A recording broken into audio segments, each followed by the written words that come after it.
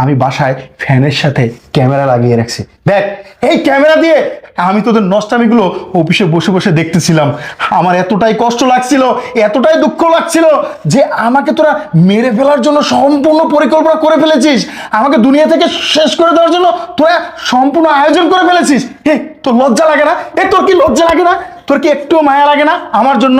তুই আমাদের সাথে এতদিন সংসার করছিস, এক ছাদের তলে ছিলাম, একসাথে ছিলাম, একসাথে খাওয়া দাওয়া করছি, সেই সব কথা কি একটাবার তোর মনে পড়লো না? তোর লজ্জা লাগে না একটা বেকার ছেলের জন্য তোর স্বামীর সাথে প্রতারণা করতে? আরে তোকে বলছি, নিজের টাকায় তো চলতে পারিস না, অন্যের স্ত্রীর স্বামীর টাকা দিয়ে চলিস, তোর লজ্জা লাগে না? তুই কি জানিস না একটা বিবাহিত মেয়ে, আর বিবাহিত মেয়ে জানা সত্ত্বেও তুই একটা অবিবাহিত ছেলে হয়ে কিভাবে এই কাজটা করতে পারলি?